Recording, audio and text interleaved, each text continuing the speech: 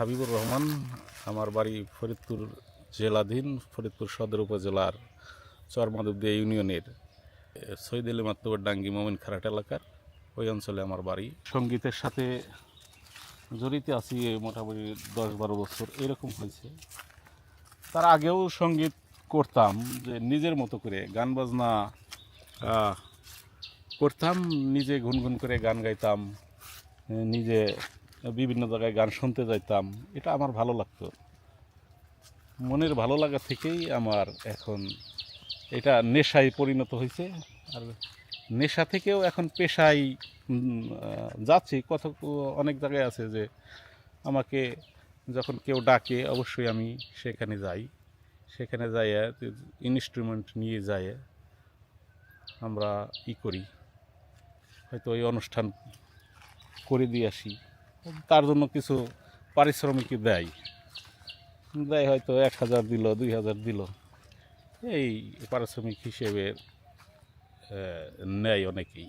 আমার বাবাও একজন সঙ্গীত প্রেমী ছিল, সেও একটা গানের দলে ছিলেন। ছোটোবেলায় আমরা শুনেছি, আমি তখন অনেক ছোট ছিলাম।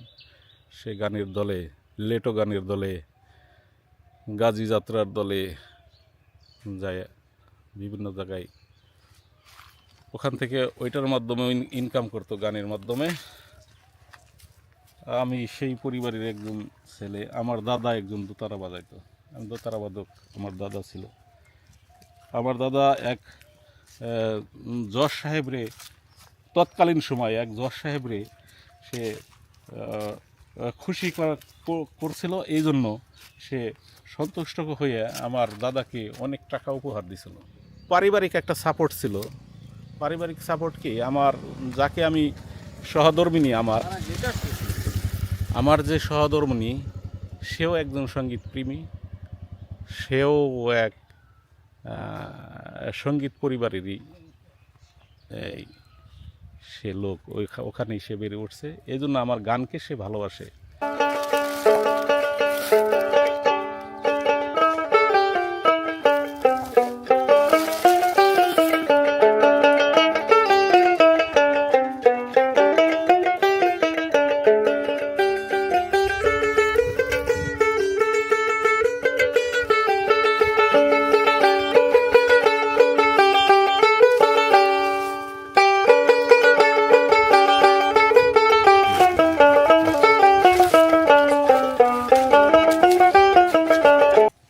আমার ছেলে, তার নাম হয়েছে জুবায়ের হাবিব। আমার নামের সাথে আমি মিল করে রেখেছি।